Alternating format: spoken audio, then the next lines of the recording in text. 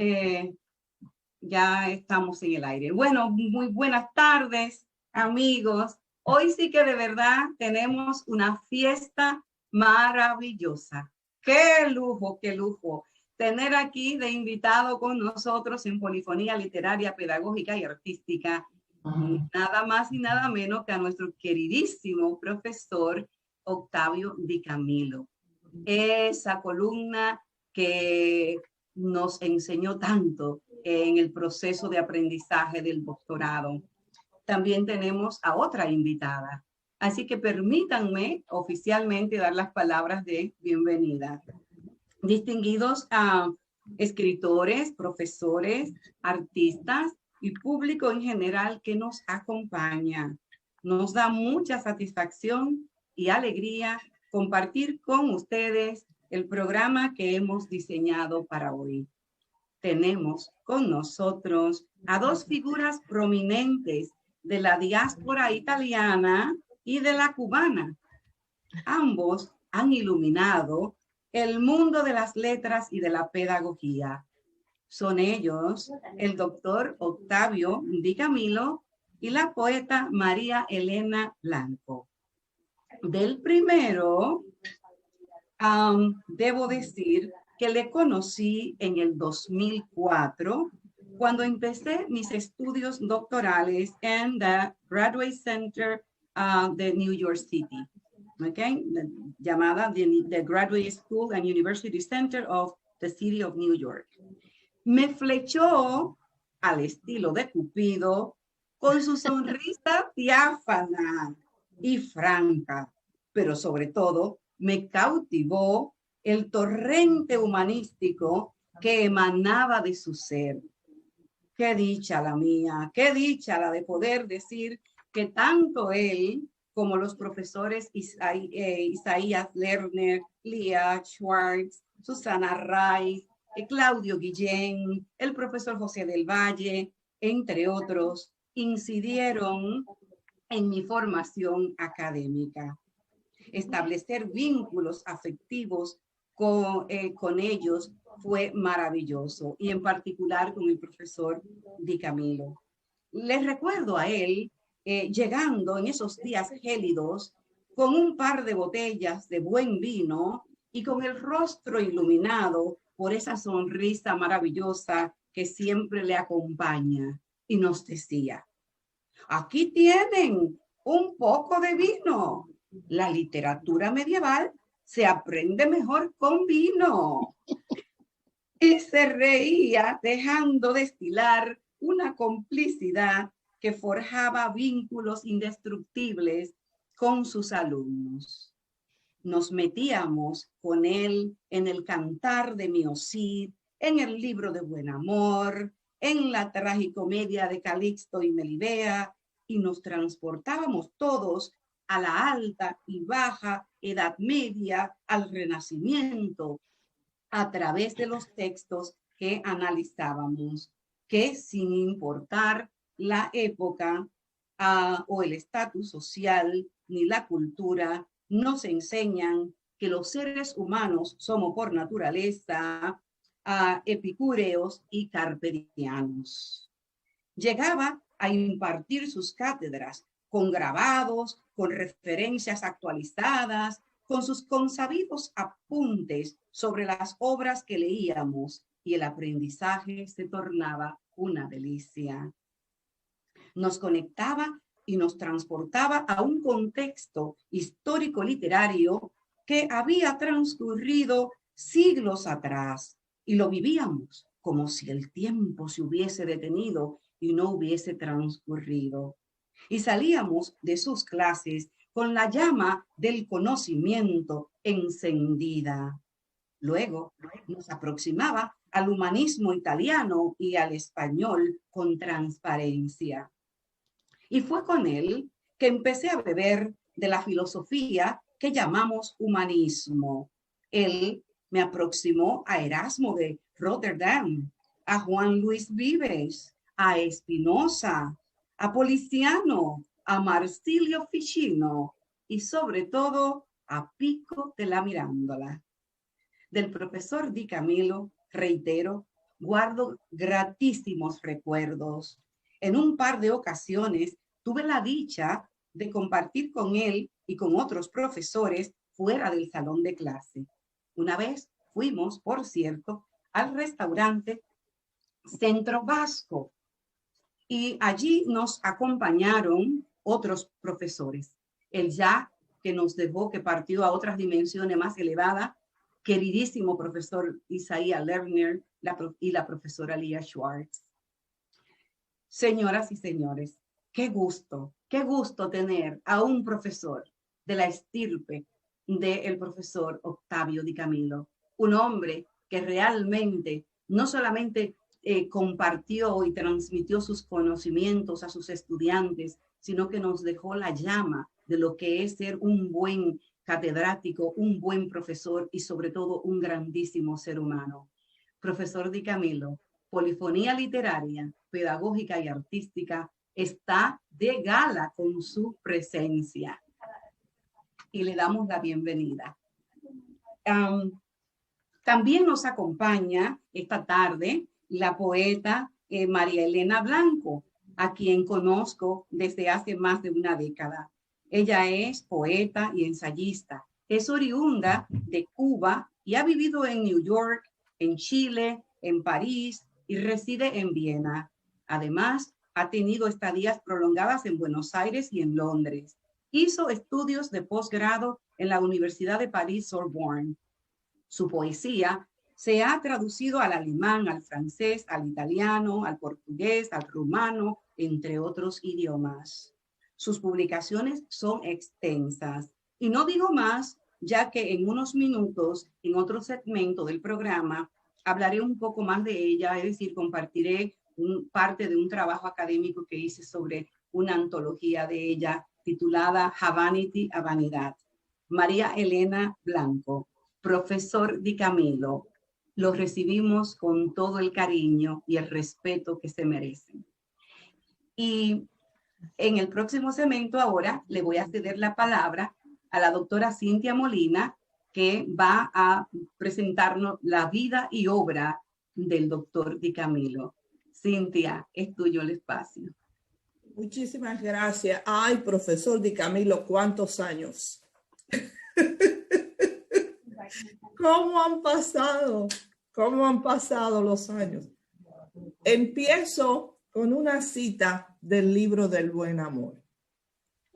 Sírvela, no te canses, sirviendo el amor crece. Homenaje bien hecho no muere ni perece.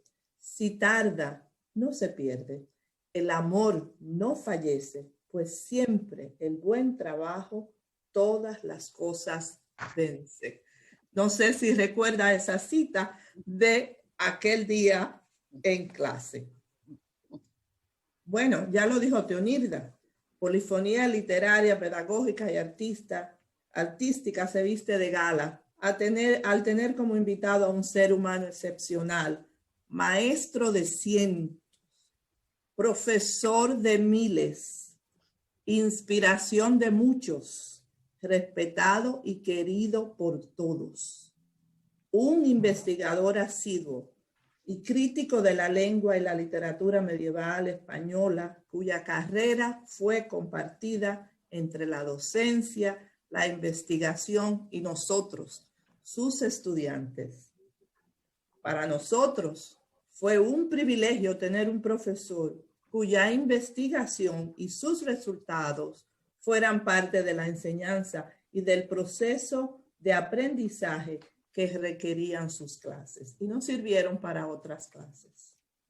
Así aprendíamos no solo las destrezas que nos iban formando como futuros investigadores y profesores, sino la ética, la dedicación y las exigencias de la carrera misma. ¿De quién hablo yo? Del doctor Octavio Di Camilo, a quien tengo el honor y el privilegio de presentar ante este público que nos ve. El doctor Di Camilo, o como todos lo llamamos, el profesor Di Camilo, es uno de los pilares académicos distinguidos del sistema público de la Universidad de Nueva York, CUNY. Octavio Di Camilo fue profesor de Queens College y del Graduate and University Center de CUNY por más de 30 años. Profesor, me corrige si son más, pero más de 30, alcanzando el rango de catedrático. Fue director del Departamento de Literatura Hispánica y Luso Brasileña del Graduate Center por más de 10 años o 10 años. Su función como director del Graduate Center no se limitó a lo administrativo. Continuó enseñando y dirigiendo disertaciones. En ocasiones, profesor tenía 3 disertaciones, dirigía 3 disertaciones a la vez. No sabíamos cómo lo hacía, pero lo hacía. El profesor Di Camilo es egresado de la Universidad de Yale, donde obtuvo su doctorado en 1972. Su disertación titulada Spanish Humanism in the 15th Century estudia la influencia del humanismo y el renacimiento italiano en España, sobre todo en Castilla. Esta disertación se publica como libro en 1976 bajo el título El humanismo castellano, pero sin alterar las conclusiones sostenidas en la disertación. El humanismo castellano se considera el primer libro en abordar el tema del Renacimiento italiano en España. Su interés, dedicación y amor por la literatura medieval convierten al profesor Di Camilo desde la publicación de Humanismo Castellano en el conquistador y conocedor de este campo, porque no se detiene en la investigación de temas, de conceptos, de la cultura y de la lengua de la época, tal y como se plasmaban en esos textos de la época. Y como dice Don Quijote, la pluma es lengua del alma. ¿Cuáles fueron los conceptos que en ella se engendraron? Tales serán sus escritos. Cierro cita. Ajá.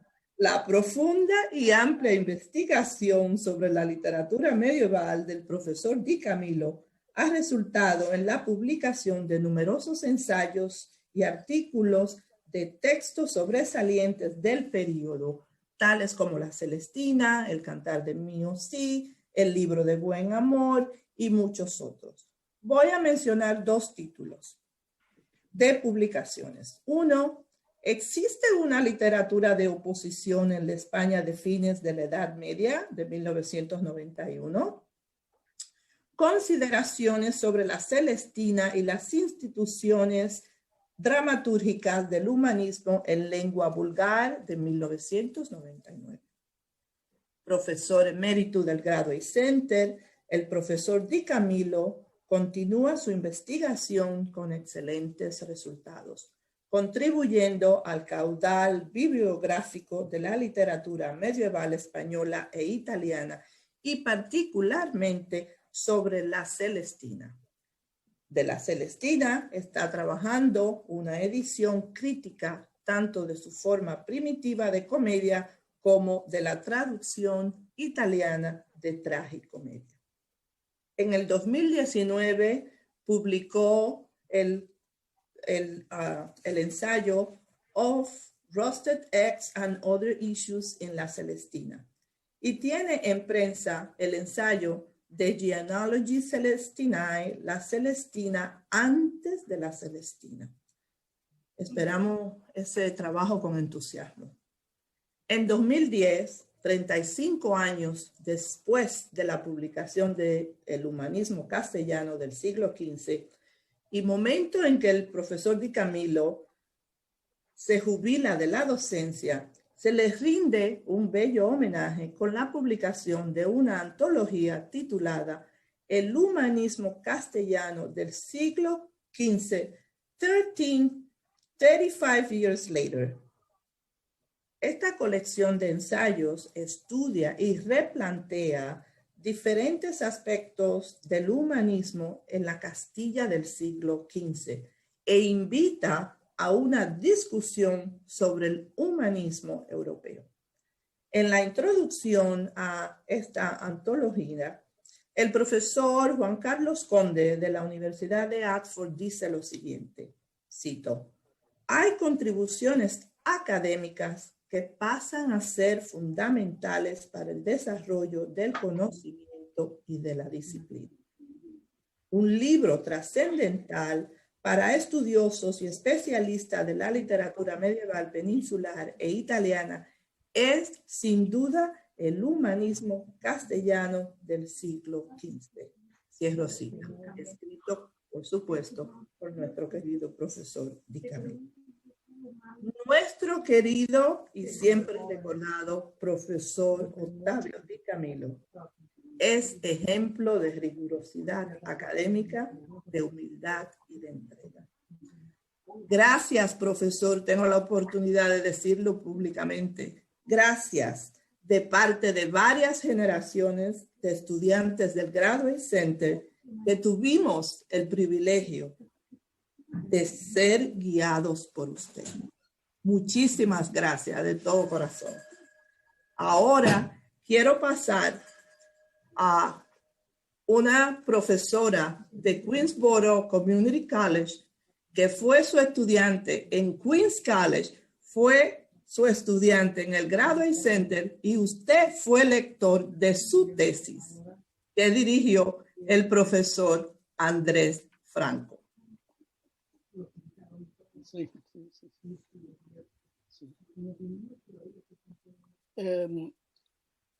A ver. Cintia, no he entendido bien la última frase. Una estudiante que fue una profesora de Queens. Oh, sí. Que fue nuestra estudiante en Queens y en el Graduate Center, que hizo una tesis sobre literatura del siglo XIX. Sí. No me acuerdo ahora, se me escapa el nombre. Ella está frente a usted ahora, profesor. Doctora Sharon. ¿Puede decir? Aquí estoy. Dígale. Profesor Di Camillo. Sí, soy yo, Sharon. Mira, sí. Es que cuando las caras desaparecen sí. También.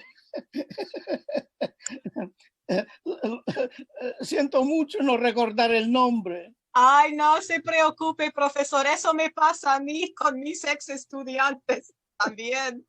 Ay, ¿cómo está, profesor? Estoy bien. ¿Qué pasó? ¿Publicaste el libro? Todavía no. Todavía. Pero en el futuro, a lo mejor después de jubilarme. Sí, eso. Sí, usted como Cintia están detrás de mí con esa publicación. Sí. Tienes que publicarla. Sí, lo haré porque fue una promesa, sí, al profesor Franco, sí, también director de tesis y también... ¿Estás todavía enseñando en Queensboro?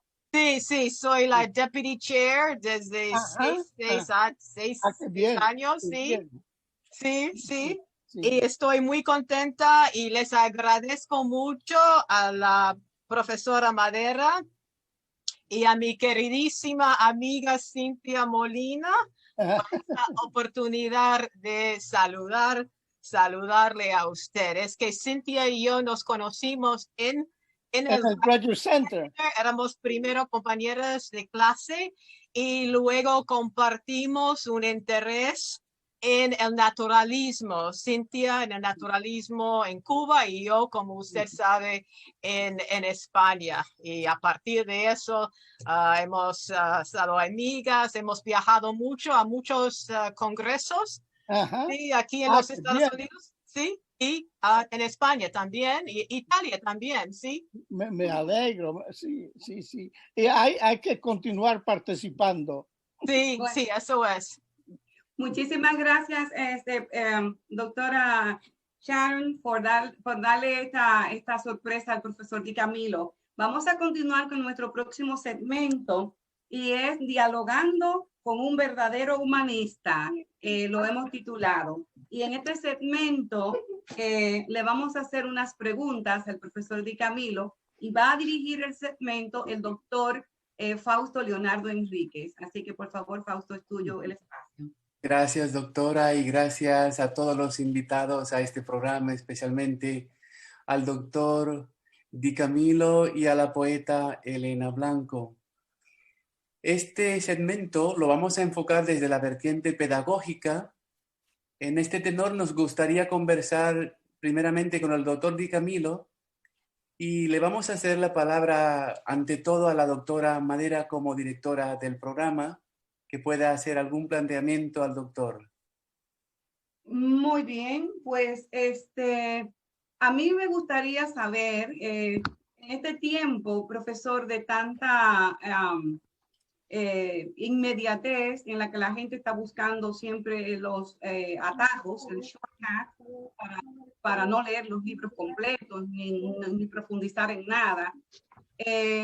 ¿Cómo cree usted que deberíamos, qué técnicas, qué estrategia pedagógica deberían utilizar los maestros para que los alumnos tengan mayor interés sobre los temas de la Edad Media, del Renacimiento, en fin? Teonilda y Fausto, el problema es muy, muy serio y francamente yo no tengo respuesta, sobre todo en vista de lo que está pasando hoy día. Es decir, hoy día que de repente los profesores de todos los grados de las instituciones a la universidad han empezado a enseñar desde casa. Yo veo esto un cambio catastrófico, porque una vez que se supera la crisis, tengo la impresión de que las universidades, los colleges, las escuelas en general no van a necesitar clases, van a impartir cursos por el Internet, lo cual hace el oficio de nosotros obsoleto. Y más allá de ello, en algún momento, algún entrepreneur va a registrar cursos y por lo cual ni se necesita un profesor. Es decir, estamos en un momento verdaderamente crítico y veo las cosas desde un punto muy, muy pesimista. No sé qué va a pasar. Ya tenemos, con la crisis educacional que ha habido en este país, porque este país ha fragmentado la educación desde los primeros años.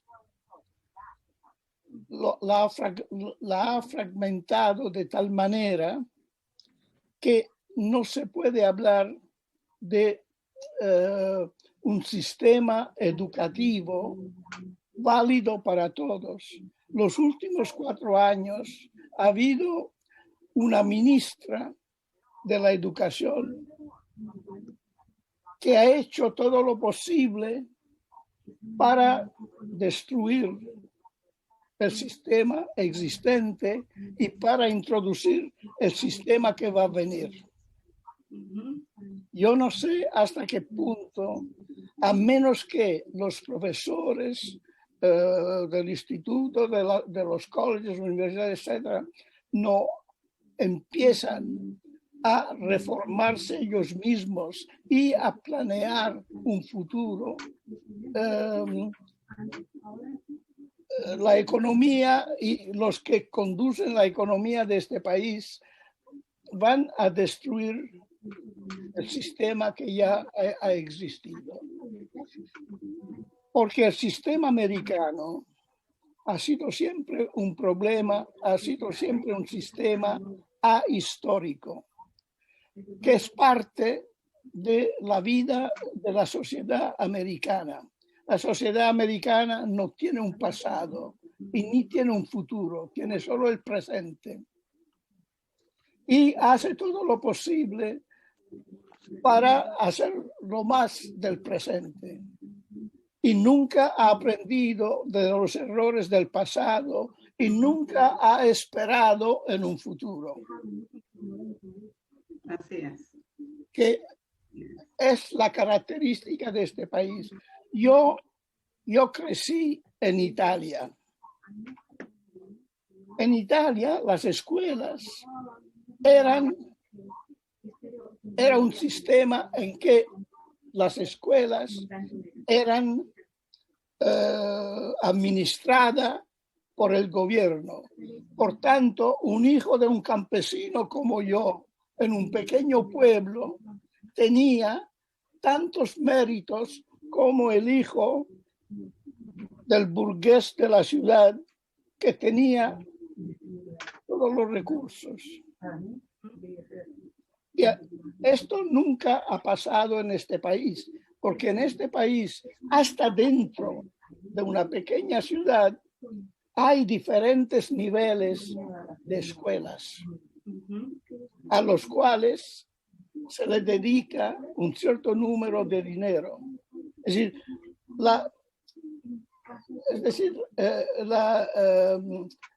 la discrepancia de niveles empieza desde el principio. Y eso es lo que ha comportado la situación moderna. Porque en este país yo francamente no veo una solución, que es una contradicción, porque es un país muy avanzado y al mismo tiempo está todavía en la oscuridad. Yo no sé qué piensan ustedes de estos problemas, porque ustedes lo ven y lo tocan mucho más de cerca. Profesor, nosotros estamos 100% de acuerdo con lo que usted ha esbozado. Esa es una realidad patética y es la que hay. Definitivamente. Usted ha dicho lo que es. Y el problema es, a menos que no se convierta, el profesorado no se convierta en un cuerpo orgánico que pueda hacer frente a la ignorancia, para decirlo de otra manera, creo que la ignorancia va a ganar. Bien, esperemos que agradecemos su intervención en esta primera pregunta. Como este es un diálogo abierto, habrá espacio para seguir explorando nuevas interpretaciones de la realidad pedagógica, tanto en España como en América Latina y en Estados Unidos. Quisiera cederle la palabra al licenciado Alberto Pérez Lorenzo, que nos plantee alguna pregunta. Gracias a todos. Gracias, doctor. Mi pregunta para el doctor Di Camillo, referente con su experiencia en el ámbito humanista, era ¿cómo relaciona usted los valores del renacimiento humanista de la Europa medieval con los valores de nuestra sociedad actual? Háblenos, por favor. Sí, lo que he dicho antes se basaba sobre todo en esos valores. Es decir, el humanismo en el siglo XV y XVI, la más grande revolución que introdujo en la sociedad era una nueva manera de pensar la historia, de problematizar el pasado, para poder asimilar lo bueno y rechazar lo peor. Es decir, que ya le daba a la educación una base histórica. En la Edad Media y antes de la Edad Media, la historia no era una disciplina, era simplemente parte de la gramática y de la retórica. Los humanistas la hicieron una disciplina aparte, sobre la cual basar todas sus actividades. Pero una de las cosas más importantes de los humanistas y que tiene mucho valor hoy día era que ¿en qué consistía la preparación del joven? La preparación del joven era desarrollar todas las capacidades del individuo hacia un fin. Y el fin era el fin social. ¿Cómo prepararlo para tomar su puesto con responsabilidad en la vida, en la res pública, en la vida de la ciudad? Es decir, en la vida del Estado. Hoy día eso ha desaparecido. Doctor Di Camilo, sí, termine. Sí, no siga. No, continuando en la línea que usted acaba de plantear, yo quería empalmar mi pregunta con lo que usted acaba de decirnos. En España y probablemente en Europa se constata un creciente desinterés por las humanidades en los planes de estudio, dejando reducidos o relegados ámbitos de la educación que han sido la fuente de inspiración para muchas generaciones en el pasado. Tal vez, pienso yo, este fenómeno se deba a la poca utilidad económica o al auge tecnocrático contemporáneo que aspira a una educación orientada fundamentalmente a generar dividendos. Ante este fenómeno, es frecuente oír a profesores, científicos, filósofos, reclamar el estudio, por ejemplo, de la filosofía, el griego o el latín, entre otros. Según lo dicho, le pregunto yo a usted ahora, ¿cree que deberíamos volver al humanismo clásico, renacentista y romántico para dinamizar el presente y el futuro de nuestra sociedad? No sé, Fausto, si es posible. Eso es el dilema. Es posible ahora, en este país ya no hay esperanza. Algo pasa, algo todavía queda en Europa. Lo único en Europa es que están imitando a este país. Este es el modelo. Y naturalmente el modelo de este país es un modelo basado más bien en los servicios que dan más remuneración. Porque la escuela americana, desde la escuela primaria, si usted se lee los debates de principios del siglo XIX, cuando se estaba instituyendo la escuela primaria en este país, los que mandaban habían designado un modelo en que los hijos del patriciado iban a la escuela, fíjense ustedes la palabra que usaban, Latin School. Alberto, perdón, profesor. Alberto, hay como un ruido en tu casa. Mira, a ver. Entiendo, te está interrumpiendo. Ok, disculpe, profesor. Continúe, Camilo. Continúe, por favor. Los hijos del patriciado iban a la escuela privadas que llamaban Latin Schools, porque en esa escuela se enseñaba latín y griego.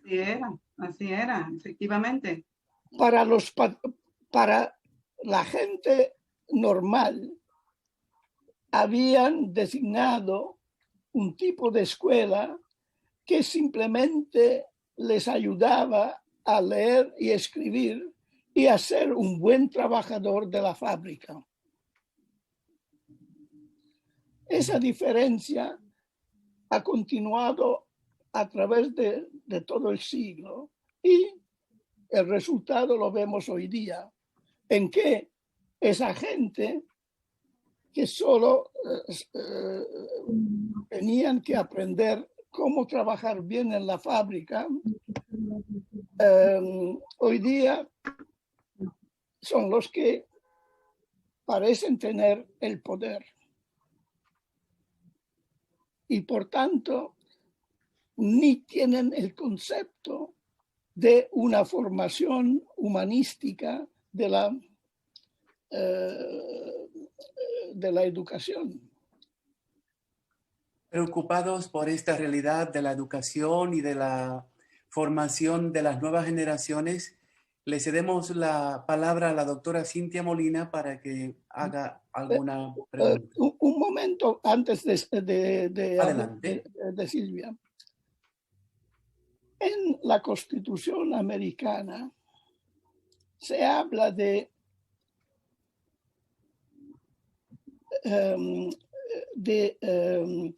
la libertad de happiness, hay la expresión. Pursuit of happiness, ¿no? Pursuit of happiness. And the pursuit of happiness. Ahora, ¿qué querían decir esa gente con el pursuit of happiness? ¿De ir por la calle riéndose?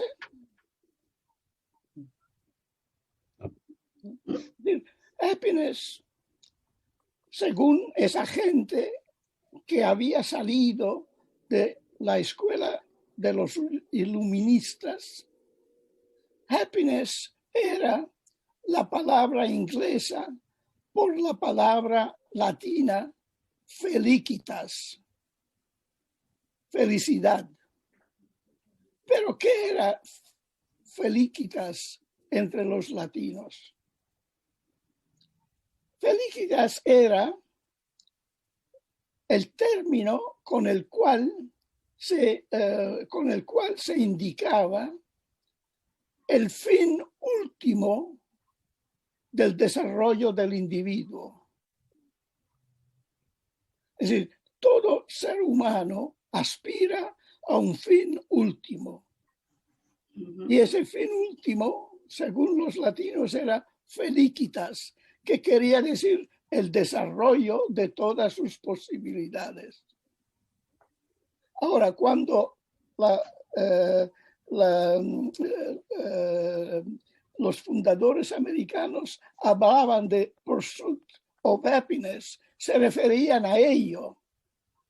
Pero ¿cuál intelectual americano de la Corte Suprema y de otros saben lo que quiere decir esa frase?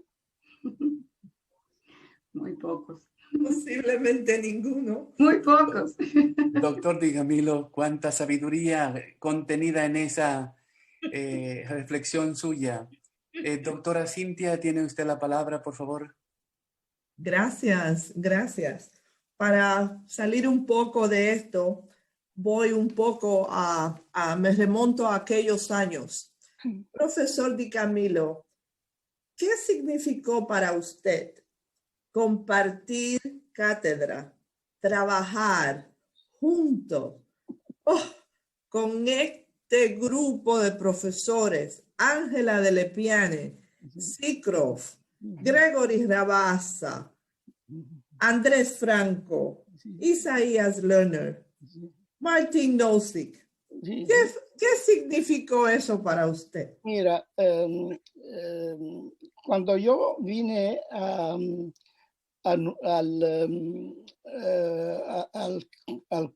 CUNY, originalmente vine a Queens College.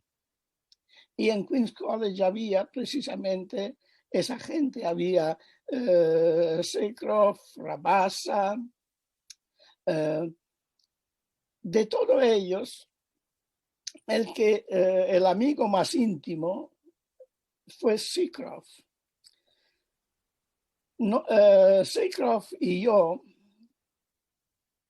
no condividimos la interpretación de España que ofrecía Castro.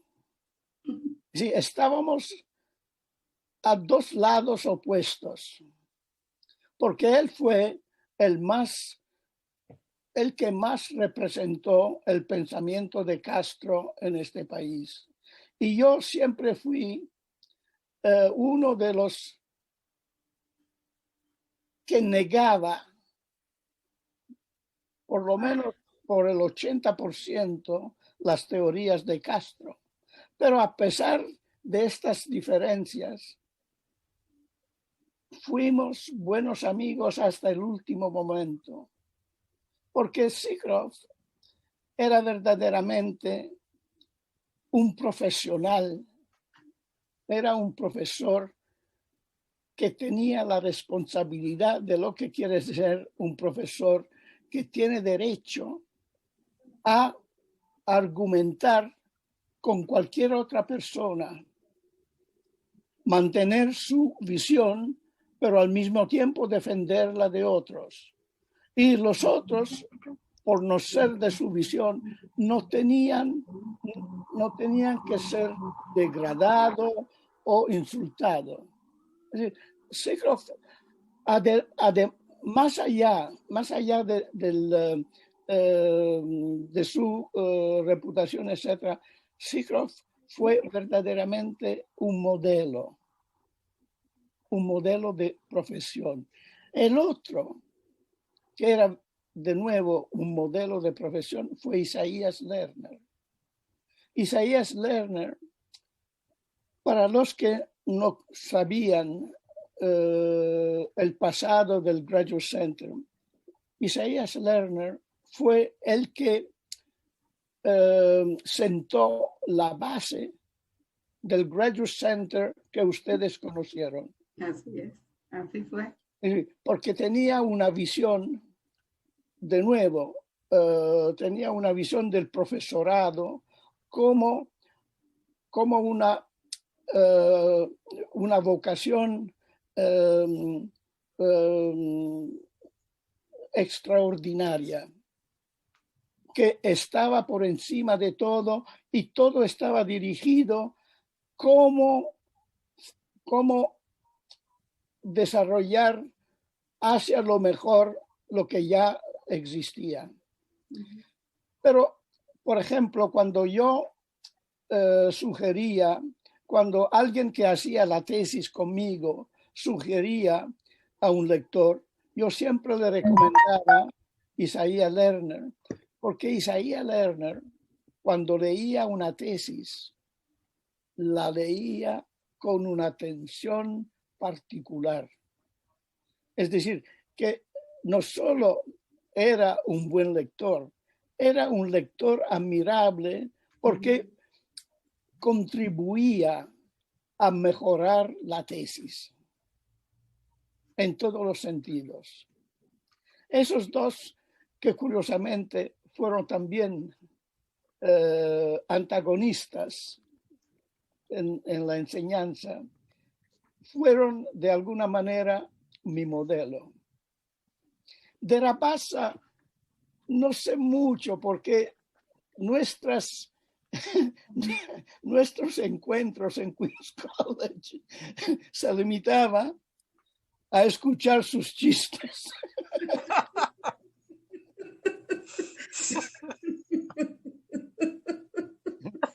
Era una persona amena.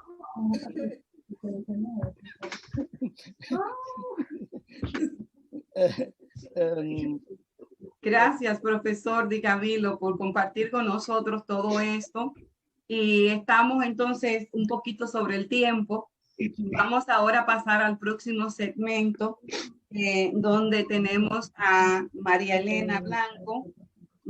Yo voy a leer, como dije anteriormente, un extracto de unos párrafos de ese trabajo que se publicó en Sinalefa sobre esa antología de ella tan fundamental, simplemente para dar un poquito de información a la audiencia, para despertar un poco la curiosidad por aquellos que no conozcan la producción poética de María Elena, para que invitarlos, ¿no?, a que la estudien, a que la lean. Bueno, este trabajo se titula Luz, Oscuridad, binarismo que se reitera en Havanity a Vanidad. Al aproximarnos al libro Havanity a Vanidad de la escritora María Elena Blanco, descubrimos una profundidad y una belleza conjugada con una red de conceptos esencialmente filosóficos y pictóricos que se adhieren a su universo poético con naturalidad, haciendo que la palabra alcance dimensiones semánticas diversas. La poeta de Havanity a Vanidad nos conduce por un torrente lírico que evoca lo bucólico, lo erótico, lo paradisíaco, lo humano, a través de figuras de pensamiento y de recursos literarios y retóricos que ella, artesana de la expresión, maneja sagazmente. Su mundo empírico está marcado y enriquecido por una multiplicidad de lenguas y de geografías que han fertilizado su producción literaria en el devenir del tiempo. Los poemas de esta antología se sustentan con postulados teóricos que conducen a San Agustín, a Sigmund Freud, a Carl Jung, a Bakhtin, a Kristeva, a Kierkegaard, entre otros. María Elena Blanco ha bebido de las fuentes canónicas, se ha nutrido de ellas y nos ofrece una poesía depurada y original que alterna o da cabida a una polifonía exquisita. Las voces que se fusionan con el sujeto poético de esta escritora armonizan estética e ideológicamente con su universo creativo. Varias cosas se podrían ponderar de esta obra. Por ejemplo, la versatilidad temática, las corrientes literarias que abarcan lo clásico, lo experimental, lo irracional, lo científico, el metalenguaje, la fenomenología, entre otras. Vamos a ceñirnos a dos vertientes, la luz y la oscuridad, que revelan la influencia de Heráclito en la formación de la poeta que nos ocupa y que emerge desde una construcción binaria de opuestos, eje principal de esta antología. Lo antes apuntado se vislumbra desde la foto de la portada, que muestra la simultaneidad de los tiempos paralelos a través de la luz y de la oscuridad de una Habana desolada. Una de las tareas del lector que se mete con esta antología consiste en descifrar el enigma ideológico implícito. Con enorme sagacidad, la fotografía aludida nos lleva a esto. El universo en evolución eterna y las fuerzas antagónicas perpetuando la existencia universal esbozadas por Heráclito de Éfeso surgen en la portada de esta obra. Cabe asentar que las composiciones poéticas que configuran la antología han sido seleccionadas de 5 de los poemarios de María Elena Blanco. El primero, Posesión por pérdida, Alquímica memoria, Mitologías, Danubio Mediterráneo y El amor incontable. La edición de esta antología, Havanity, a Vanidad, es en bilingüe, español e inglés, y la calidad de la traducción y la sensibilidad lingüística que encontramos revelan la solidez académica de su autora. La obra fue publicada por Ediciones Baquiana en el 2010. La presencia de otras lenguas en los epígrafes, en las notas a pie de página y en las frases o versos que se intercalan en el discurso poético de María Elena Blanco, como por ejemplo el latín, el francés, el alemán, etc., le dan una dimensión multilingüe al texto, lo cual se convierte en una marca de intelectualidad que acentúa la riqueza lingüística de esta producción poética. La poeta ha incluido acotaciones que guían al lector promedio, y esto revela una actitud de ella didáctica.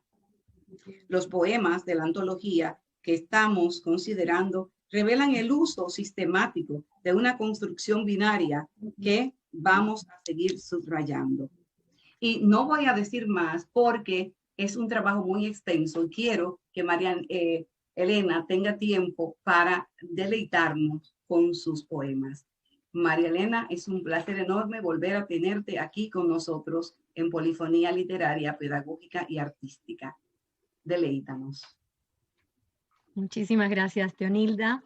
Gracias a todos ustedes. Es un placer estar aquí nuevamente. Quiero agradecer muy especialmente las palabras del doctor Di Camilo, profesor Di Camilo, que me han encantado. He encontrado interesantísimas sus respuestas. Incluso he estado mirando algunos de sus trabajos que me han encantado. Voy a profundizar en ellos. Muchísimas gracias, Teonilda, por esa lectura de ese maravilloso ensayo que verdaderamente me deja sin palabras porque es de una profundidad y de una generosidad también increíbles. Pienso que es uno de las reseñas que más han profundizado y que mejor han entendido lo que yo quiero lograr con mi poesía, que bueno, a veces lo logro, otras veces menos. Nunca se logra todo lo que uno quiere, pero bueno, te has realmente sumergido en ese libro y te agradezco muchísimo todo ese esfuerzo y toda esa luz que tú has echado sobre esos ensayos de poesía míos. Bueno, sin más voy a pasar a leer algunos textos. He elegido algunos poemas de mis distintos libros y voy a comenzar con uno de mi primer libro, Posesión por Pérdida. Es de 1990, mi primer libro, que se titula Interrogación de las Hébridas. Las Hébridas son un grupo de islas que están en el noroeste de Escocia, de Inglaterra, y que yo miraba desde arriba, desde el espacio, desde un avión por la noche, y veía sus luces como figuras que me evocaron una búsqueda de una imagen. Yo busqué allí una imagen, yo iba en busca de una imagen, no sabía muy bien qué imagen era esa, pero era una búsqueda deseante, y en el fondo creo hoy que vuelvo a este poema, que era un poco la búsqueda de la poesía, la búsqueda del poema. Interrogación de las Hébridas. Después de gravitar sobre olas y más olas y constelaciones marinas, arácnidas nocturnas de ignorado fulgor, traté de comprender con la mirada la tenue geografía, la enigmática hilación de la noche esparcida de medusas, impugnando el vacío.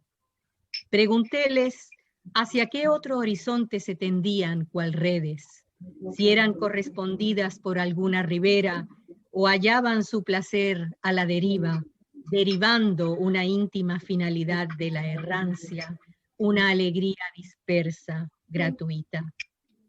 Impelida por el súbito brote de alas, alada por un viento cisalpino oriental, quise estimar su paralaje, abrazar su perímetro, bucear en todo el ámbito de esa fascinación, marearme en los confines de la imagen. ¿Cómo decir que me prendí de aquella floración de algas, que algo en su trémula eclosión, en su obstinado brillo, fue develando una figura afín en la memoria, se calcó luminoso sobre el cuerpo, vino a ser la materia de un rey. Gracias. Perdón. Alberto, se oye un ruido de tu casa, por favor. Hay mucho ruido de fondo, sí. Sí, disculpa. Sí. No importa. Bueno, voy a leer un segundo poema muy breve de este mismo libro, que está dedicado a Jaime Siles, el poeta valenciano. Y la inspiración parte de un verso, de un poema de Jaime Siles que comienza con el verso "Devuélveme memoria poderosa". Y este poema mío es un poco la otra cara de esto. Sumérgeme, arena del olvido. Sumérgeme, arena del olvido, al manantial del sentimiento ileso. Aflore el entusiasmo amordazado desde su densidad de transparencia. Vuelve el leteo extenso de vacío, perfilado en memoria inmaculada.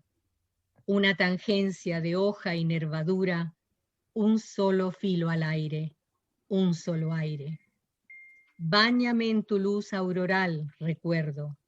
Quimera alzada de la noche, sueña. Y pasaré entonces a mi siguiente libro, que es Alquímica Memoria. Es un libro escrito después de volver a Cuba por primera vez después de casi 30 años de no estar allí. Y es un libro de evocaciones de mi infancia, de mi familia, de los lugares que yo solía conocer allí, etc. Un poema que abre el libro dedicado a la memoria de mi padre. El aspirante. Con remo silencioso asciende el aspirante por la avenida de agua. Le precede un cortejo de velas llameando en la corriente.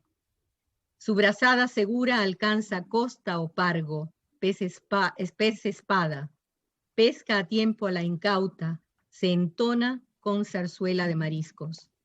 Desde el cetro dentado apuntará al avance de un carnaval ciego, una cuadrilla díscola en trajes de aparato, rémora de una antigua ilusión.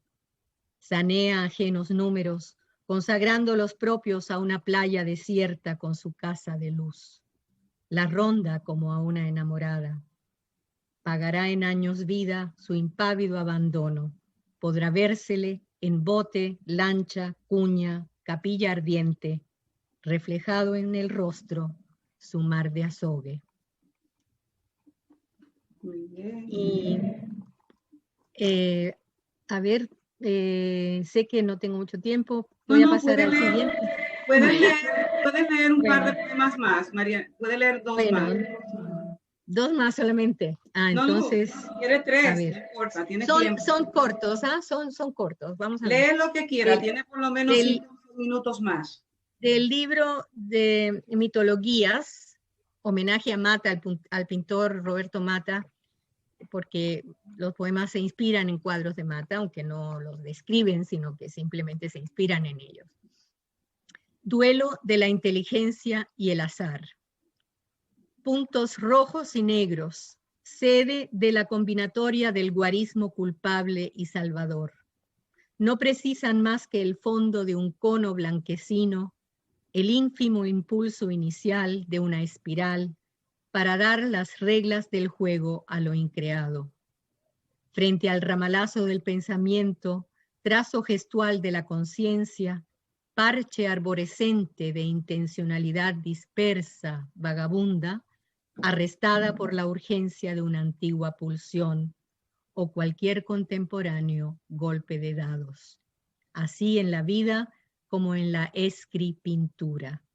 Dispara, disparo, disparate, deriva cartográfica en telos, texto, tela, prospección ilusoria de nuestra laberíntica, impresionable materia gris.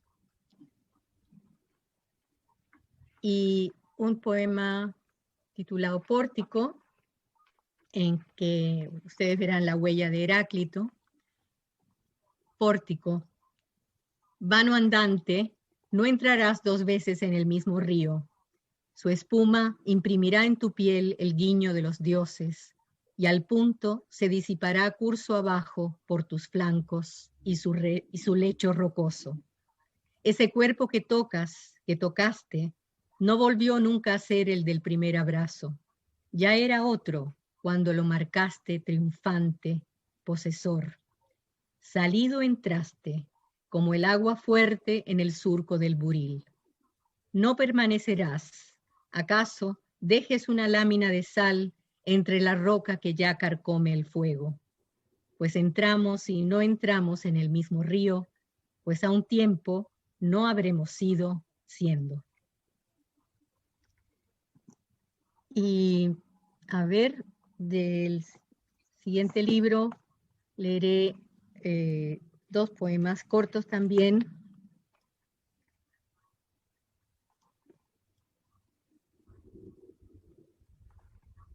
Este es un poema inspirado en el lenguaje de la heráldica, aunque el tema no tiene nada que ver con la heráldica. Parábola del pez con sol poniente. Negado el pez, los palos de tu heráldica ceden y te devuelven huérfano a mi flanco de estrellas, única playa presta a recibirte. Negada la mano abierta hacia el pez, la travesía fraterna por el centro de Azur, tórnase arribo de Caronte a la ribera Estigia. Negado el tacto untuoso con la baba del pez, te anegas en teóricos dames y daretes, y es inminente la caída del oro en campo de gules. Te arrojo pues de vuelta al simple oleaje del don y del recibo. Ve y que no te pille el crepúsculo, yermo de corazón, con las manos vacías. Muestra el cantón diestro, baja el puente y franquea el foso de tu torre enclavada. El mar ya un sol de sable y rosa, vuela y alcánzalos. Aleluya, aleluya, hubimos de limpiar la pesca y degustarla. Magnífico. A ver, me gustaría, voy a leer 1 o 2 más, ¿tengo tiempo? Sí, sí, tiene tiempo. Bueno, uno inspirado en Italia, en la ciudad de Venecia, especialmente para el profesor Di Camillo.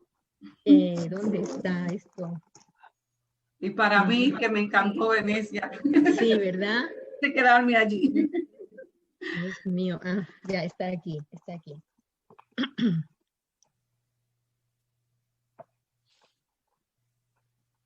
Observados en Venecia por Mary McCarthy.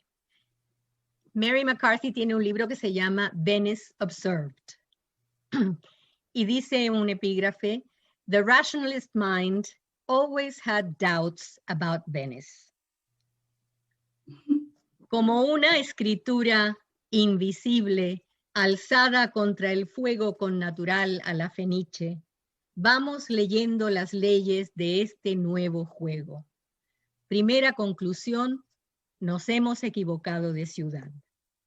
La Serenísima es impaciente con los enamorados, prefiere la aventura, los golpes de teatro, la espejeante apariencia de la seducción.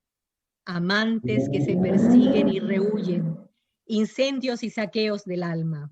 Byron ardiendo en vida, Casanova, virtuoso, desfalcando al tiempo.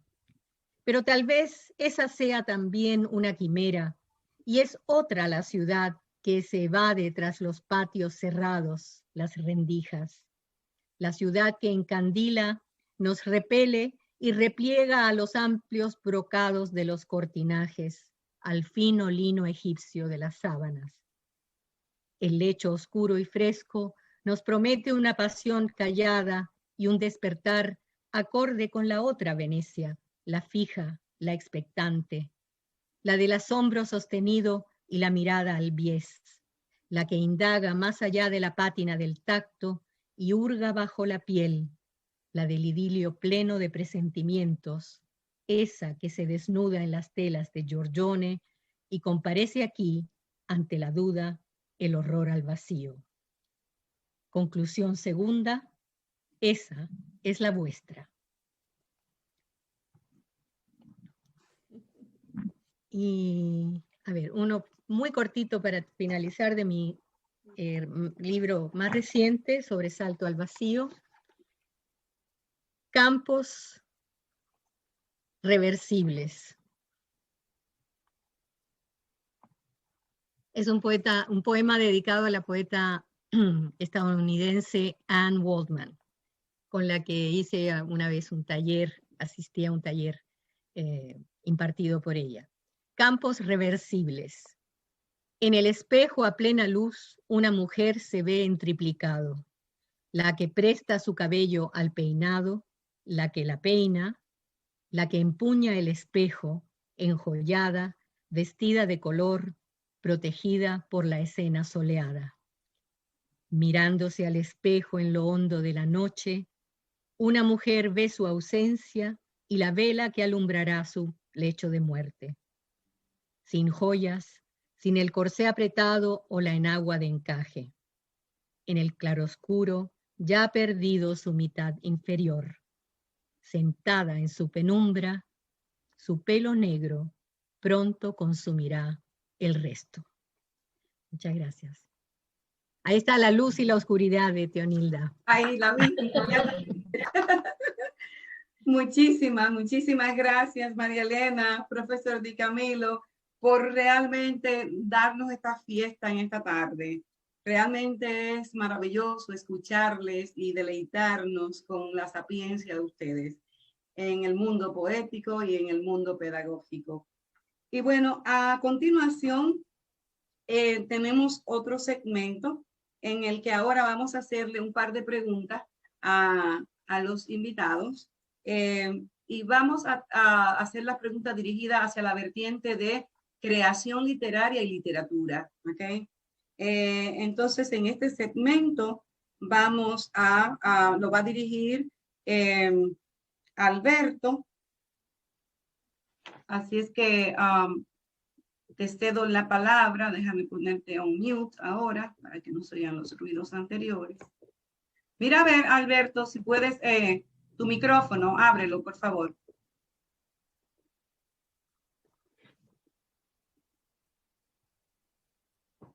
Abres el micrófono tuyo. ¿Ya? ¿Sí? Sí, ya. Perfecto. Gracias, doctora. Yo tengo el gusto ahora de iniciar esta ronda de preguntas y comenzaré haciéndola al doctor Di Camilo. Dado que soy lusoparlante, me llama la atención y me gustaría preguntarle por su interés por la literatura luso-brasileña en la cual usted se ha dedicado. Es una historia muy larga, porque cuando yo llegué a este país, después de trabajar en lo que se llamaban sweatshops en Massachusetts, finalmente acumulé dinero para volver a la universidad. Y cuando finalmente ingresé a Clark University, dije a mí mismo, en Italia hubiera seguido literatura italiana. Así que aquí en este país voy a seguir literatura inglesa. El único problema era que lo escribía muy bien, pero no sabía juntar dos frases juntas, porque todavía no había aprendido el inglés. Y después de un par de años en que era major de inglés, pues dije, desgraciado, ¿qué vas a hacer con el inglés si no puedes hablarlo? ¿Cómo vas a ganarte la vida? Entonces dije, bien, entonces paso al francés. Dije, porque en Italia había estudiado francés.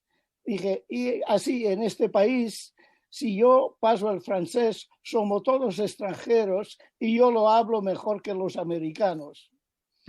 Y así pasé al francés.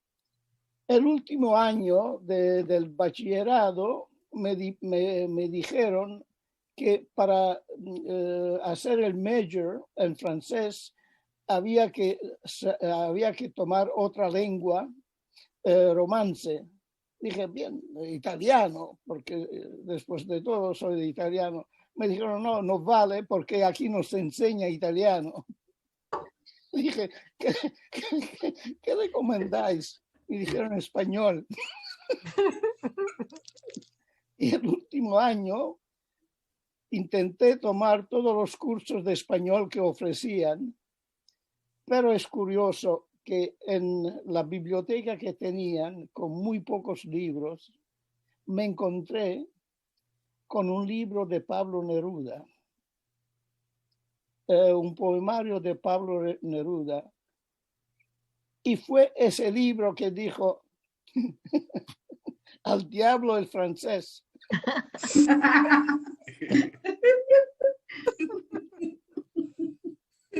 Pasé al español. Y cuando tenía que solicitar para el graduate school, yo saqué en el record, ¿cómo se llamaba? En el examen de bachillerado nacional que dan para la escuela graduada, yo saqué un número muy, muy alto en español. Y con ello empecé mi carrera de español. Pero todo empezó con el poemario de Neruda. De Neruda. Pero pasé al medieval, al periodo medieval y renacentista, porque en Italia estaba muy entusiasmado por la arqueología. Y en efecto, puesto que solo tenía muy pocos cursos de español, alguien me recomendó un curso de verano para aprender el lenguaje en México. Y así el verano del 63, me marché a México y el que dirigía el grupo era un profesor de Oberlin College. Y el profesor de Oberlin College, no sé por cuál razón, desde el primer día me tomó bajo su protección, y fue porque yo no conocía nada del mundo académico americano, y fue él y su esposa los que me guiaron cómo solicitar para el graduate school, etc. Y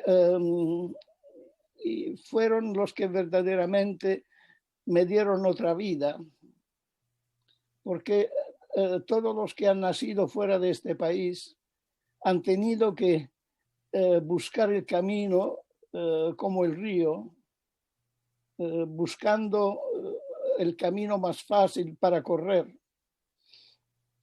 Y así que eso es lo que está detrás de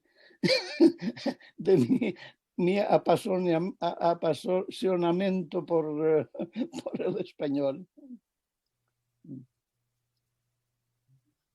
Estupendo. A ver, Alberto. Yo le había preguntado inicialmente por la literatura luso-brasileña. Asumo que está asociada con esto, ¿no? Oh, sí, porque lo bueno fue que en la escuela graduada de Yale, en esa época no había especializaciones. Es decir, los que salían de la escuela graduada tenían tanto conocimiento de literatura luso-brasileña y latinoamericana como de literatura ibérica. Y en realidad tengo que decir,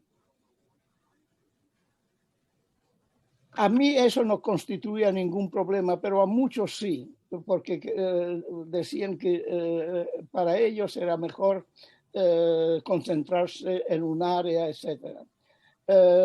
Porque yo en esa época era devorador de libros, así que, pero tengo que decir que lo que yo aprendí de literatura latinoamericana en 1966 y 67,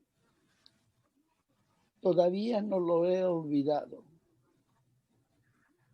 Lo único es que tengo un conocimiento de literatura latinoamericana que va hasta esa época. Es decir, antes del boom. Porque cuando hubo el boom ya estaba metido en otras cosas. Y siempre doy las gracias a él por haberme permitido de concentrarme en todas estas literaturas. Muy bien, profesor. Muchísimas gracias. Permítame ahora el placer de pedir a la doctora Cintia Molina que le haga la pregunta que tiene a doña María Elena Blanco. Muchísimas gracias. Un placer. Muchísimas gracias, María Elena, por deleitarnos con tus poesías. Tengo una pregunta para ti, una pregunta que siempre me inquieta, y es porque me gusta siempre buscar problemas, ¿no? Y en este caso me encanta los problemas de la traducción. Entonces, noto, tu poesía está traducida a varios idiomas y algunas están traducidas por ti misma. Entonces, me pregunto, ¿has sentido alguna vez que la traducción de tu poema por ti a otro idioma afecta el contenido emocional, quizás la proyección lingüística, no sé, quizás los cambios de códigos? Porque leyendo el poema Night of this Night, noche de esta noche, o sea, yo veo como, yo no siento igual. Si lo siento en español, si lo leo en español, siento de una manera. Si lo leo en inglés, se me proyecta de otra. Y tú tradujiste este poema.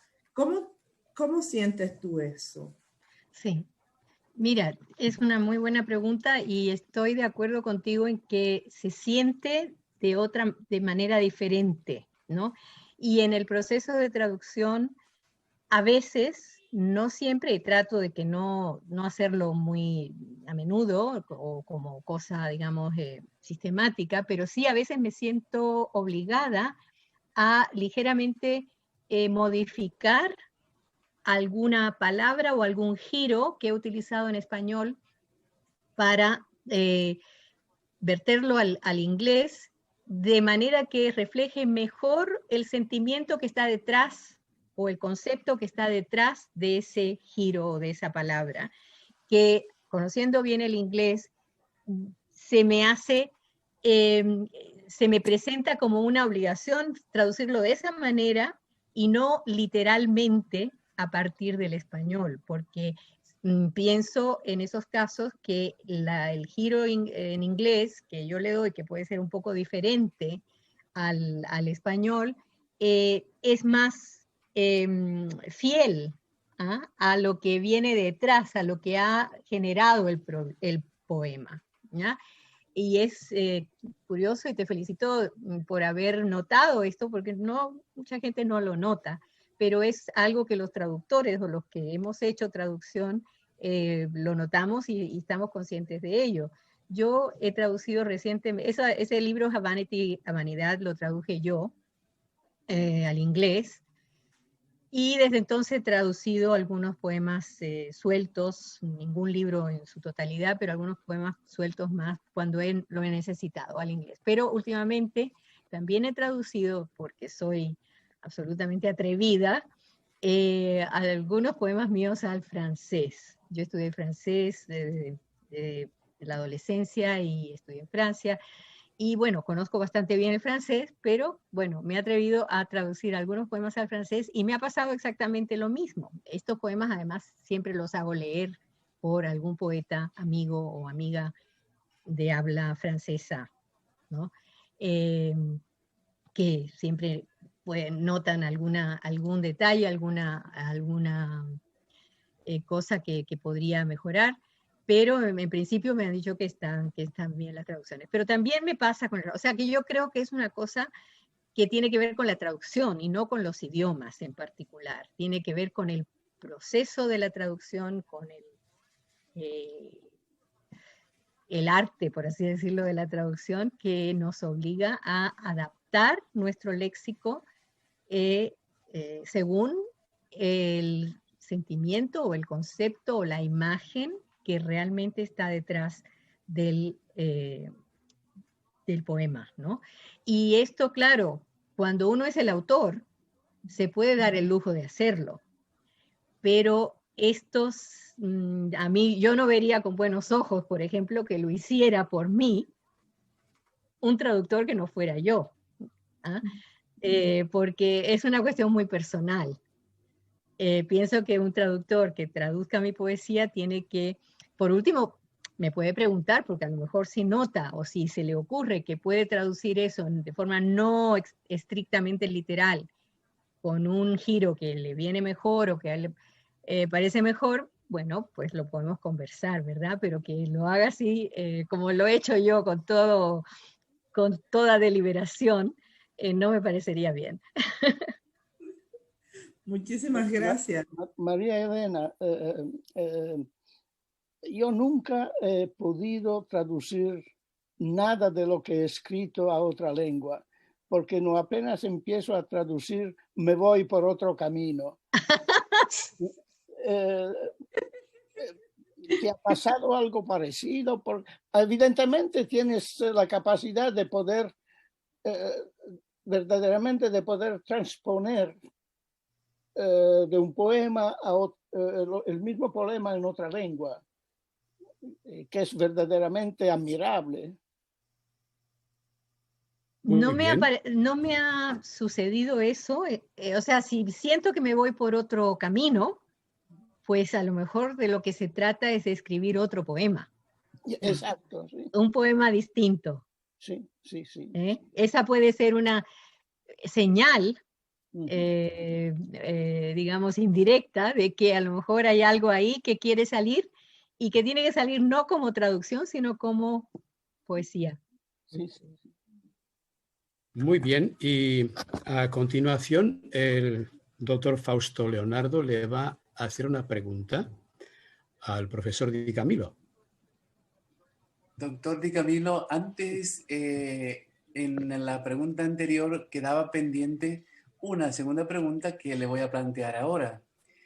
En Europa y en los países hispanohablantes, el futuro depende en buena medida del estudio de las humanidades y dentro de estas, de la literatura como pozo donde subyace parte de la sabiduría de los pueblos. Doctor Di Camilo, ¿qué valores, autores u obras literarias hasta la fecha representan hitos fundamentales del humanismo iberoamericano? Del humanismo en España hay, empezando con el siglo XVI, el más grande humanista español fue Luis Vives. Luis Vives murió relativamente joven, pero escribió una cantidad enorme de obras en latín que tuvieron mucho éxito en la época. Él era contemporáneo, algo más joven de Erasmo. Y yo siempre he dicho que Luis Vives, contrario a Erasmo, que tenía un espíritu bastante que se auto vendía, Luis Vives trabajó en silencio. pero sus obras conocidas por toda Europa tuvieron un efecto, yo creo, mucho más duradero que Erasmo.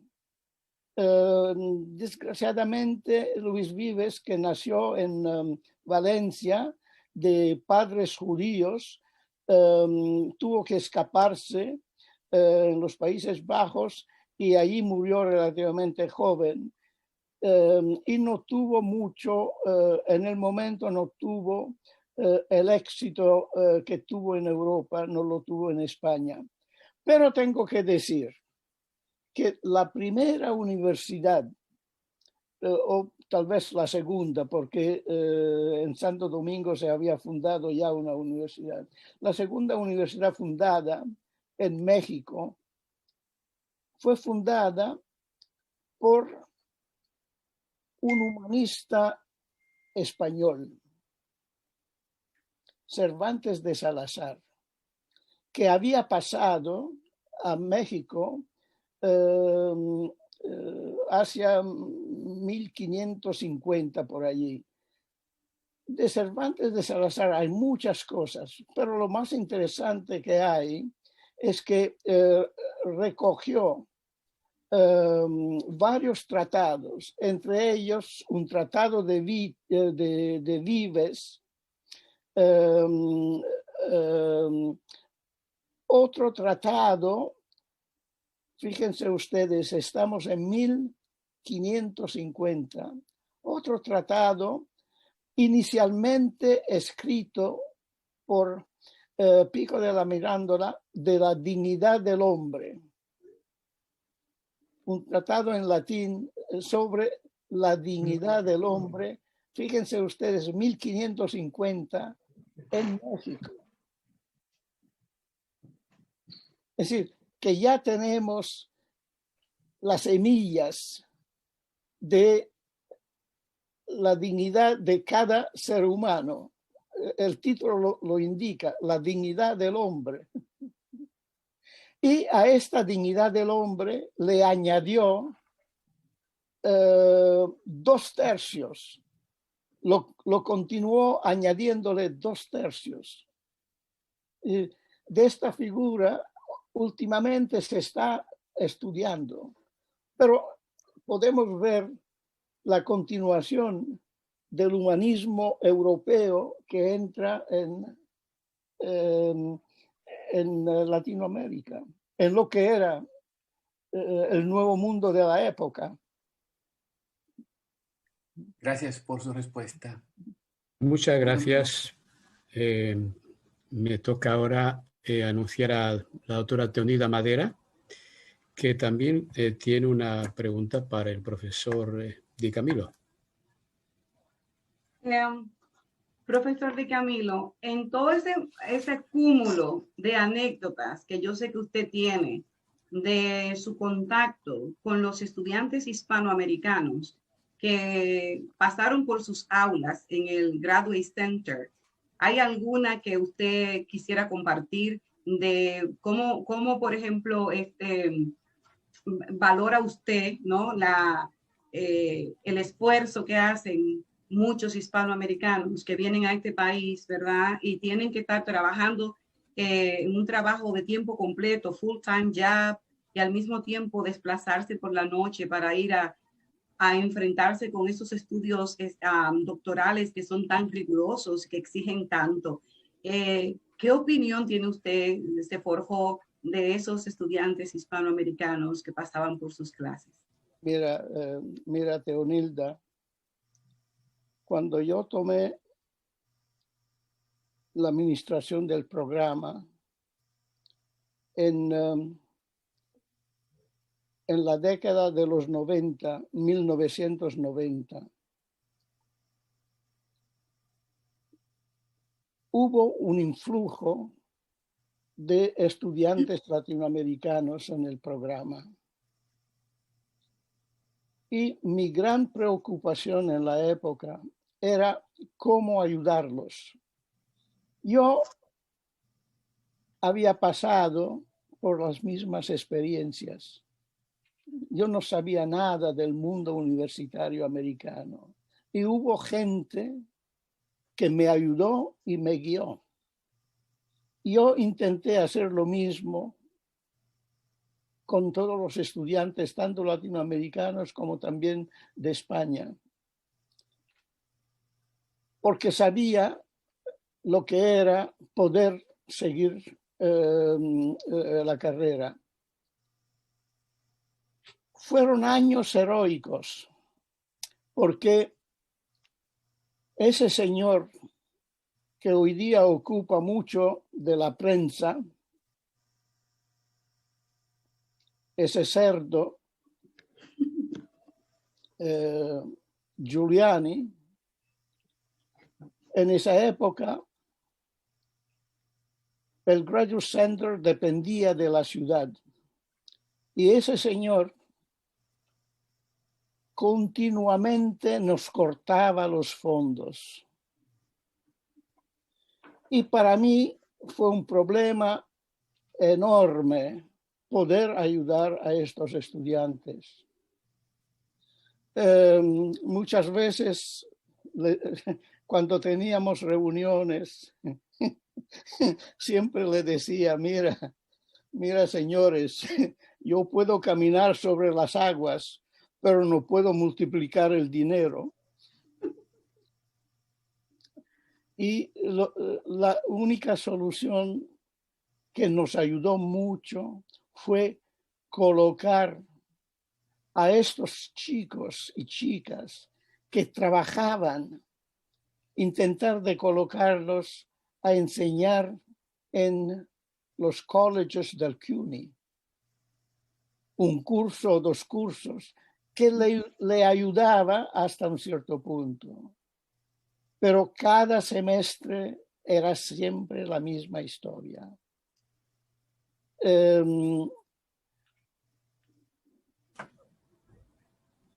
Otra cosa que también tuvo que luchar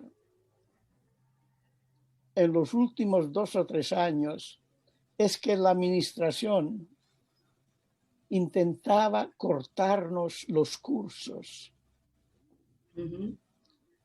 Porque en esa época dábamos cursos en todos los periodos de literatura hispánica y de literatura iberoamericana.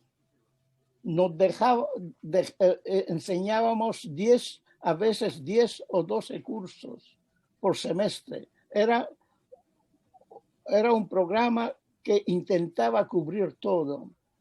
Y al quitarnos los cursos, limitaban la posibilidad de estos chicos de continuar con sus estudios, porque había cursos que eran requisitos, etcétera, que ellos si no se daban, tenían que esperar otros semestres, otro año o otro año y medio. Y eso fue el problema principal que yo he tenido. Pero tengo que decirle que cuando intentaron limitarnos los cursos, los estudiantes se organizaron conmigo y luchamos de una manera, luchamos feramente y ganamos. Pero siempre junto con los estudiantes. Cosa que hoy día ha desaparecido. Por lo que tengo entendido, el programa que teníamos hoy día, hasta le han quitado la palabra literatura de su título. Yes. Así es, así es. Muchísimas gracias, profesor. Si me permiten, yo ahora voy a hacer una pregunta de carácter afectivo para María Elena Blanco. Sabiendo que los presentes hemos nacido en un sitio, después nos hemos ido a otro país, y después a otro, y después a otro, y así. ¿Cómo lleva María Elena esa habanidad o cubanidad dentro de sí por el mundo? ¿Cómo ves el mundo desde ese ángulo? ¿Añoras la tierra? ¿Piensas en tu tierra? Sí, claro, compartimos eso, ¿verdad? Muchos de nosotros. Claro, se añora la tierra y para mí en una época de mi vida fue muy importante ese primer viaje de vuelta a Cuba en el año 90, después de 29 años de no estar en mi tierra. Eso quiere decir que yo salí a los 12 años y volví pues 29 años después, casi 30 años después. Durante todo ese tiempo se forjó ese libro del cual leí un par de poemas, lo cual quiere decir que durante todo ese tiempo estaba muy presente toda la experiencia de infancia, familiar, de colegio, todos mis recuerdos muy vivos, pero al mismo tiempo con una carencia muy grande de no estar allí, de no poder ver a esas personas, de no poder pasar por esos lugares. Uno tiende a olvidar los detalles, o no es que olvide los detalles, sino que al estar en otros lugares más grandes, a lo mejor ciudades más grandes, las proporciones de lo que uno recuerda empiezan a variar. ¿Ah? Y entonces cuando yo volví allí, unas calles que yo recordaba como inmensas, unas avenidas que cuando yo era pequeña y se trataba de cruzar esa avenida para ir al colegio, que quedaba cerca de mi casa, pero había que cruzar una gran avenida por donde pasaban autobuses y autos en ambas direcciones y todo eso. Para mí aquella avenida era, bueno, inmensa. Y cuando yo he vuelto allí me doy cuenta de que no era tan inmensa, que pasaban muchos autos y era peligroso de todas maneras, ¿no? Por los autobuses, no había semáforos en todas las esquinas, pero digamos que aquello se había convertido en una imagen bastante gigantesca en mi mente a lo largo de los años, y así con muchas cosas, ¿no?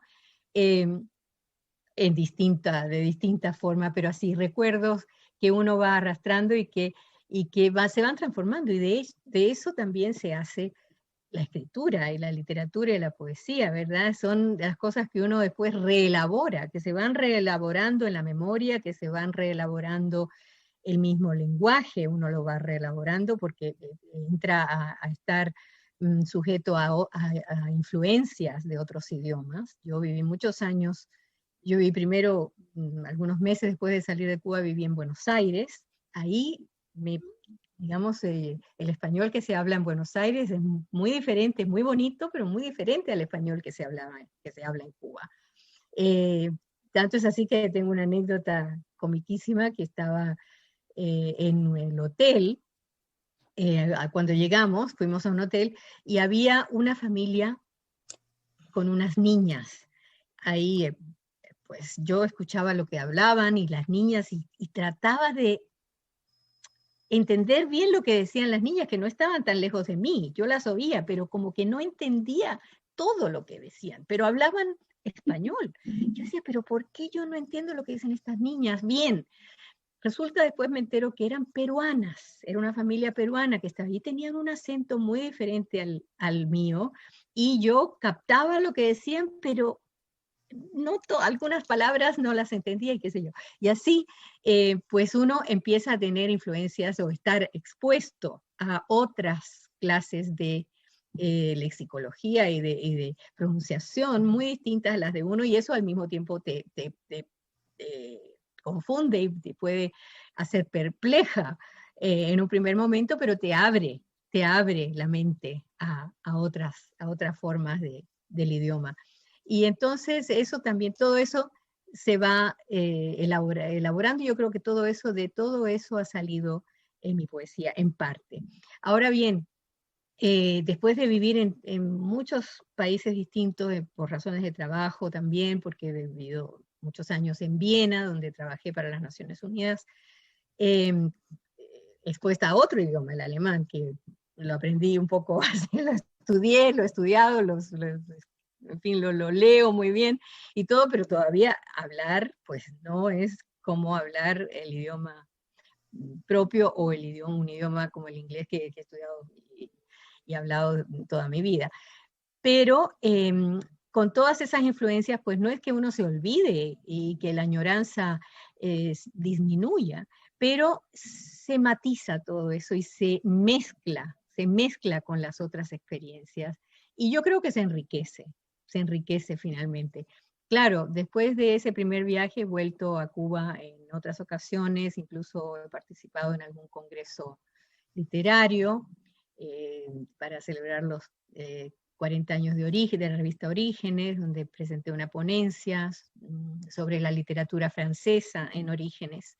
La revista Orígenes es muy importante a nivel continental. Y bueno, después ya ha sido otro tipo de experiencia porque he establecido allí relaciones con cosas que no pude hacer durante mucho tiempo. Las pocas relaciones que yo tenía como alumna de incipiente, de secundaria y de primaria, pues quedaron, digamos, interrumpidas, ¿verdad? Por el exilio. Pero después yo he podido establecer nuevas relaciones allí, sobre todo con escritores, y he vuelto varias veces. Estuve no hace mucho en la Feria del Libro también. Me han publicado un par de libros allá, unos poetas editores que no son de La Habana, son de Matanzas, y que, bueno, eso me dio muchísima alegría que me pudieran publicar allí. Y entonces ya tengo digamos, no voy con mucha frecuencia, pero tengo ya no tengo tanta añoranza en el sentido de que pasaron tantos años de ausencia, ¿verdad? Tengo una relación a lo mejor un poquito más cercana y más integrada en mi vida con ese país. A pesar de que me da mucha tristeza cada vez que voy porque la situación allí es muy mala, hay que decirlo, es pésima. Y ahora con la pandemia peor todavía, pero en fin, eso es.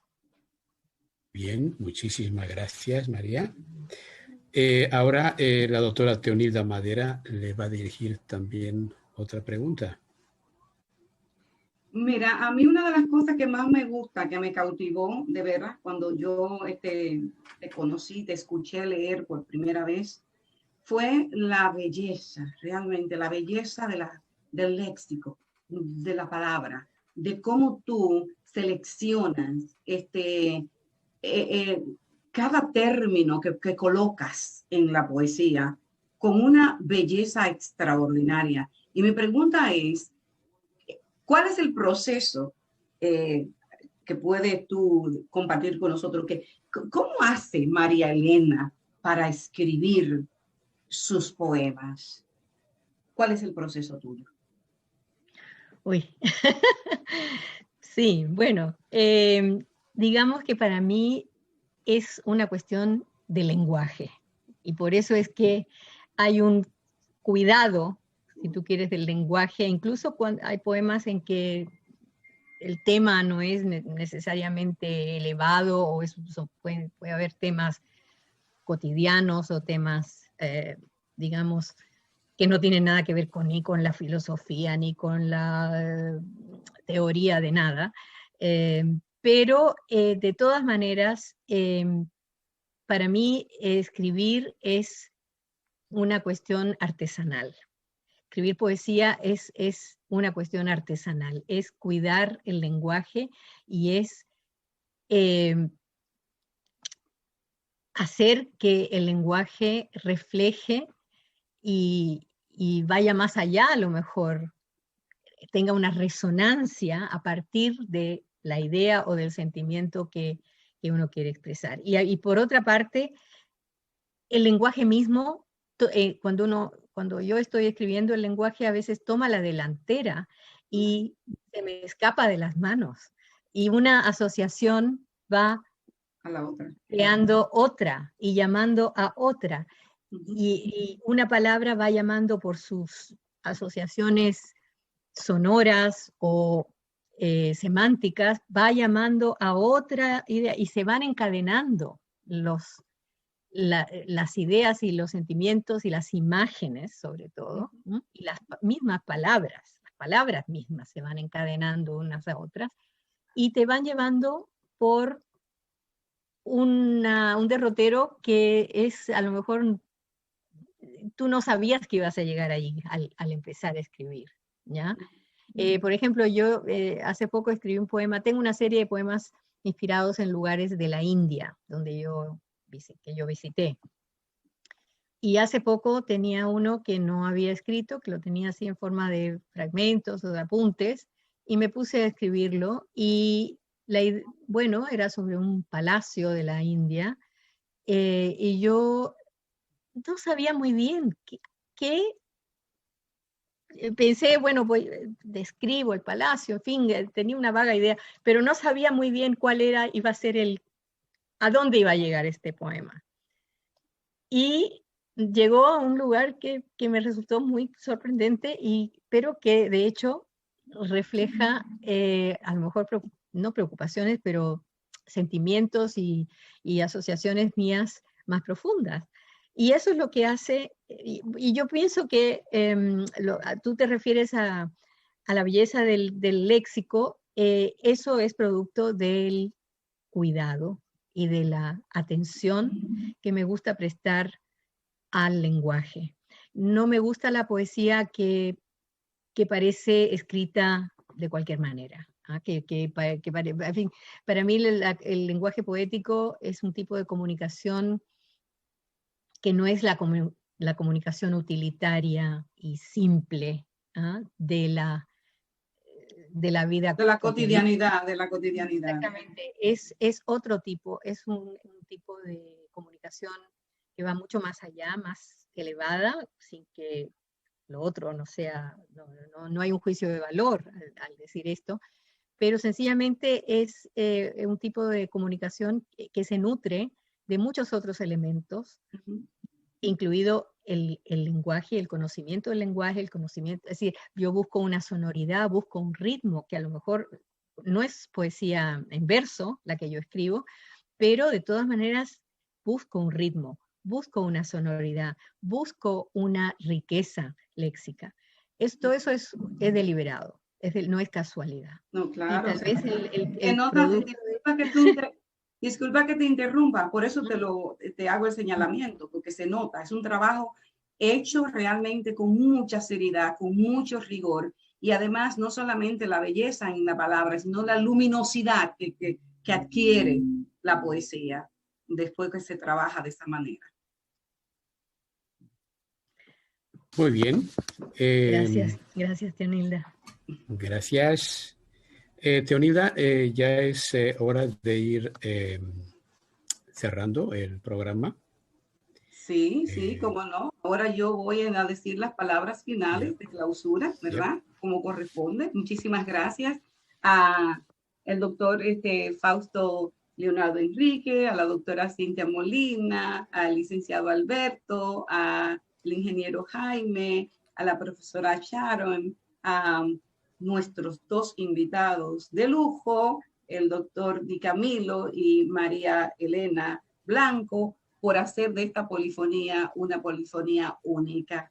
Hemos extendido hoy el programa prácticamente a casi 2 horas, porque nos fuimos dejando llevar por la fluidez que iban tomando los diálogos, y entonces pues no hay nada escrito en tabla ni en piedra que diga que tenemos que tener ninguna rigidez. Este programa hoy ha sido extraordinario, y ha sido extraordinario en la calidad también y en el tiempo, de modo que así lo he dirigido hoy, sin estar atenta a que si va a ser de 1 hora el programa, porque aquí lo que queremos es realmente compartir con nuestro público, y que estas reflexiones de ustedes y todo lo que nosotros dialogamos con ustedes sirva como material académico para que en cualquier universidad personas que quieren saber qué están haciendo los profesores, los catedráticos, los académicos, los escritores, los pintores de esta diáspora, ¿no?, tan inmensa que hay en el mundo, pues sepan que pueden tener con nosotros a través de nuestro programa ese material didáctico, literario, pedagógico y artístico. Así es que gracias a nuestra audiencia. Yo sé que muchas personas estarán conectadas y han estado mandando mensajes. El profesor Di Camilo lo leerá, también de igual modo María Elena y nosotros. Por lo general yo no me dedico mucho tiempo a estar mirando qué está escribiendo alguien cuando están conectadas de la audiencia, no por falta de interés ni de respeto, sino porque quiero tener el enfoque a lo que están diciendo nuestros invitados y ese es el foco que tengo yo principalmente. Así es que agradecemos una vez más que ustedes se hayan unido a nuestra polifonía. Las puertas de este programa siguen abiertas para ustedes.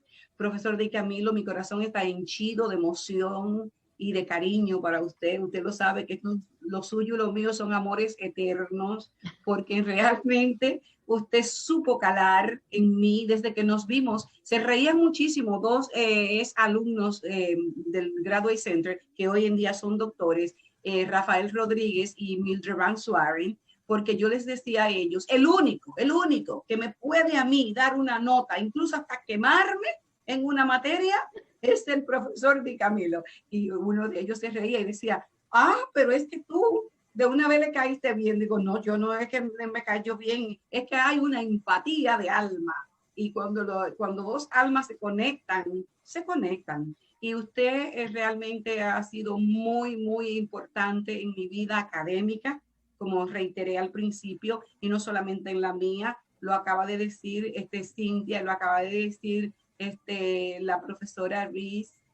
Somos productos de ese trabajo suyo y le agradecemos muchísimo lo que usted ha compartido, porque yo sé que todos sus ex alumnos que ven el programa van luego a mirarlo, porque esto no termina aquí. Polifonía, cuando se graban los programas, luego siguen circulando, los tenemos ya disponibles en YouTube. Estamos dándole más formalidad en YouTube a todos los programas anteriores. Estamos trabajando en eso. El ingeniero Jaime Bruno me está gentilmente colaborando en eso. Y en su momento vamos a hacerlo oficial para universidades y decirle que está este material disponible para que lo puedan considerar para sus enseñanzas. Y los escritores que andamos siempre en complicidad, estoy segura que quieren oír lo que decimos y lo que dicen ustedes y lo que dicen nuestros invitados. Señoras y señores, hemos llegado al final de este programa.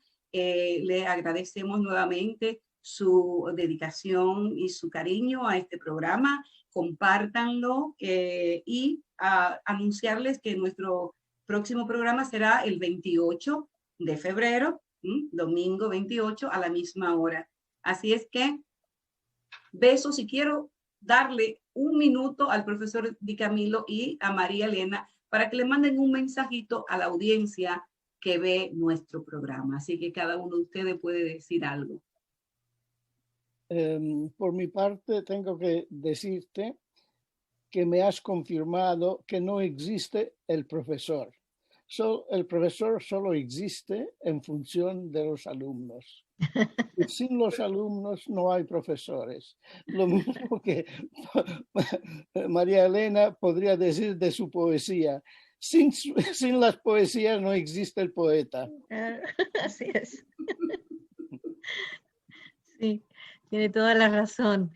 Bueno, yo quiero solamente agradecerles a todos su gran generosidad de haberme invitado, de hacerme unas preguntas muy interesantes, los comentarios y toda la sabiduría expresada por el profesor Di Camilo, que me ha fascinado, y darles mis mejores saludos y deseos, y voy a seguirlos escuchando a través del programa Polifonía Literaria, Pedagógica y Artística. Muchísimas gracias, Teonilda, por la invitación. Gracias a ti. Muchos saludos a ustedes. Todos. Y también quisiera que la profesora Sharon Reeves diga algo, si quiere decir a Reeves, dirigirse al profesor o a la audiencia, lo que quiera. Un minuto, por favor. Pues muchas gracias, Leonilda. Entonces ha sido un gran placer, un gran honor para mí asistir a este evento. He asistido a eventos anteriores y gracias a usted y a mi amiga Cintia por la oportunidad de dar la sorpresa a mi querido profesor, ex profesor Di Camillo. Y entonces ha sido un honor ser estudiante, alumna suya, y que me tiene mucho énfasis, o no digo mucha, me ha afectado mucho en mi vida, en mi vida profesional y mi carrera, usted y también el profesor Andrés Franco. Y les agradezco mucho y yo creo que hablo por todos los estudiantes suyos. Por lo menos yo tengo el honor de hablar por ellos y les quiero decir que pues nunca vamos a olvidarle, siempre le apreciamos y eso hay que estar cierto. Es que temo llorar ahora. Así por la emoción que tengo. Entonces, muchas gracias, profesor Di Camillo, y a mi querida amiga Cintia por pensar en mí para dar ese homenaje personal y todo. Pues muchas gracias a todos y a ti también, a María Elena. Sí, fue un placer conocerla y escuchar. Muchas gracias igualmente. Sí, eso de volver a Cuba, sí, es un tema muy, muy importante, y a todo el equipo. Entonces, muchas gracias, muchísimas gracias. Gracias, gracias. Entonces, bueno, amigos queridos, hemos llegado al final de esta polifonía. Tengan ustedes un resto de la noche o de la tarde espléndida y maravillosa. Y ya saben que tenemos esa cita el 28 de febrero. Nuevamente tendremos otro programa para que lo disfrutemos juntos. Bye, bye. Chao, chao. Chao, chao, gracias. Bye bye. Gracias. Gracias. Chao, chao. Chao. Chao, chao. Bye bye.